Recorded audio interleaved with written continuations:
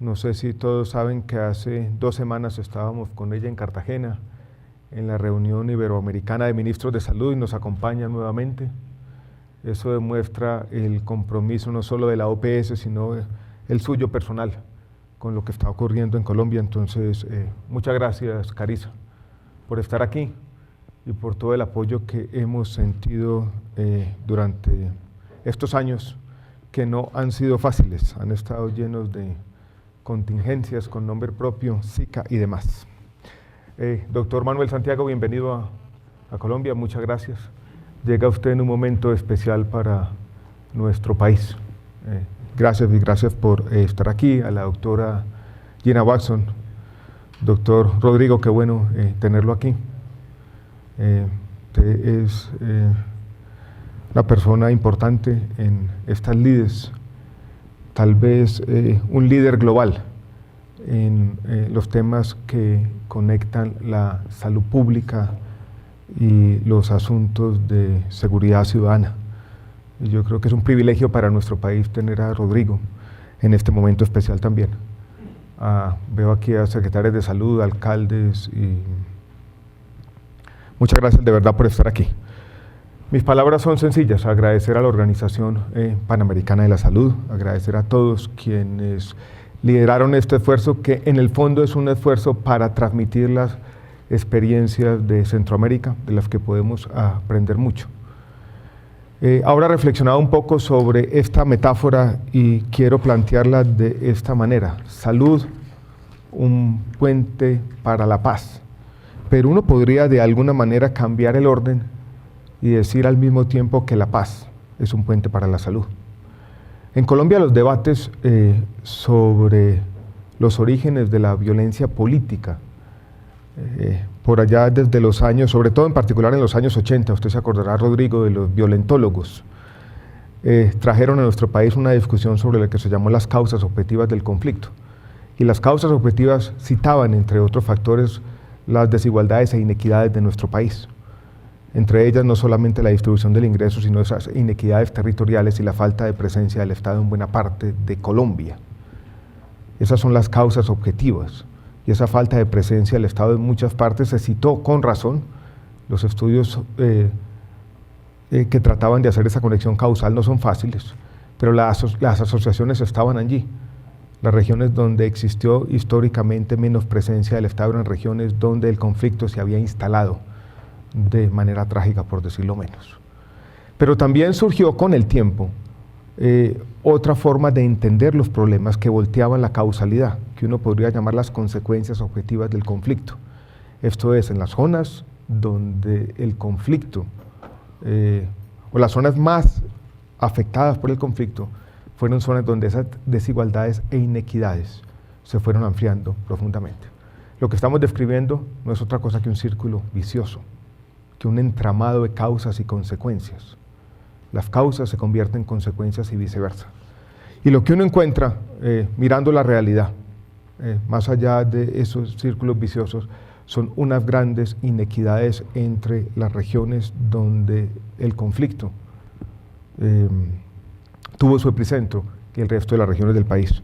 Yo tengo aquí unos grandes indicadores, una forma de mostrar esas diferencias y no lo voy a repetir. Solo quiero decir lo siguiente: el Plan Nacional de Desarrollo para este último periodo plantea como su objetivo preponderante cerrar esas brechas. Y yo creo que para cerrar esas brechas, la paz es la estrategia fundamental, y ahí es donde aplica esa metáfora.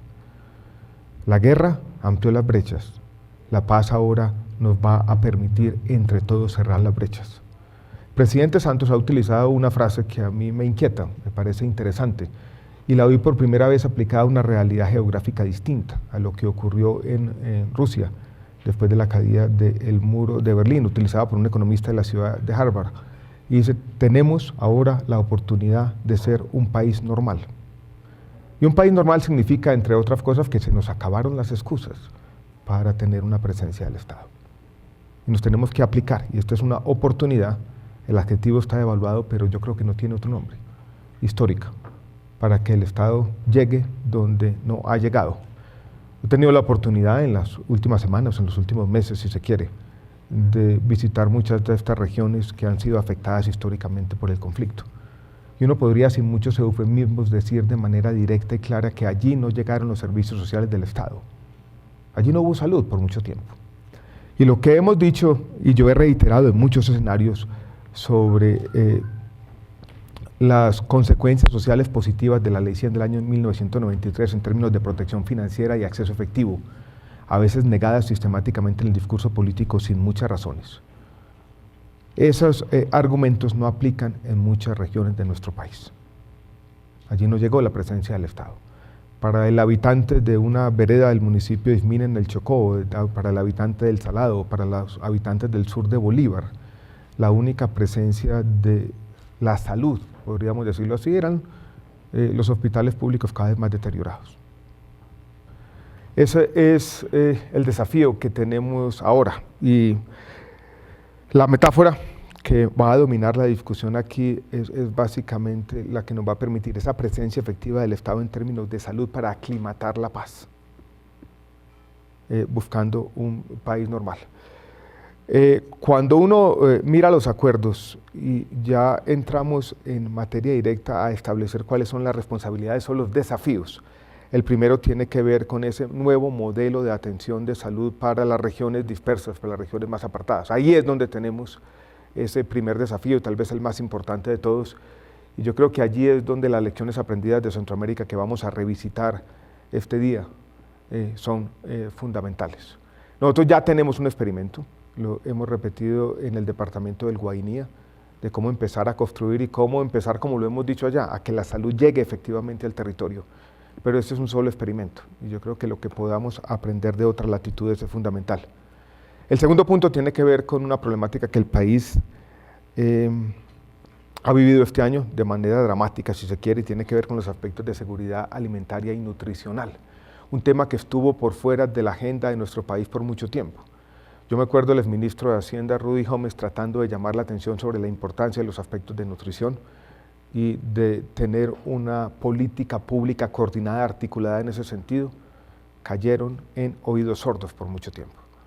Y aquí tenemos, si se quiere, trágicamente, y todos tenemos que aceptar que no debimos haber necesitado un acuerdo de paz para avanzar en esta agenda más decididamente, pero dejemos ese pasado atrás y entendamos esto como una gran oportunidad. Tenemos también en los temas de consolidar una política pública para reducir el consumo problemático de sustancias psicoactivas, que esa sí es una realidad más urbana que rural, y donde también tenemos en el contexto de los acuerdos de paz una oportunidad para coordinar políticas articuladas en ese sentido. No lo podemos negar tampoco que si comparamos los primeros datos comparables que hizo por allá el programa presidencial Rumbos, comienzos de la década del 90, con los datos que tenemos ahora, el consumo de sustancias psicoactivas, prevalencia de último mes o de último año se ha multiplicado por 2 o por 3, dependiendo de cómo uno mire la situación en nuestro país. Recuerdo una conversación que tuve hace un año largo con quien había sido mi compañero de bachillerato, la vida tiene sus vericuetos, Aníbal Gaviria, alcalde de Medellín. Yo quise preguntarle, entre otras cosas, cuál es el problema de salud pública que más les preocupa. Me dijo: el consumo de sustancias psicoactivas. Desbordadas las capacidades de las administraciones locales y con una demanda bastante grande para tener una política nacional en ese sentido. El otro tema es el tema de salud mental, donde también tenemos un desafío muy grande, donde las sumas y restas, las cuentas, la aritmética más sencilla nos muestra que todavía estamos muy lejos de, como Estado, de atender las demandas ciudadanas. El PAPSIBE, nuestro programa de atención psicosocial a las víctimas del conflicto, claramente está, por lo menos en términos de escala, todavía subdimensionado. Necesitamos un programa más amplio. No solamente el reto es fiscal, el reto es también de construcción de capacidades en la sociedad. Allí las universidades, las facultades de psicología tienen que jugar un papel fundamental. Y tenemos un reto de corto plazo, mucho más pequeño y específico, que tiene que ver con la atención de salud para la reincorporación de los combatientes. Camilo, usted ha trabajado en eso, yo creo que en eso tenemos menos preocupaciones, es un tema logístico y es un tema de volcar el sistema de salud tal cual como existe hacia esas regiones.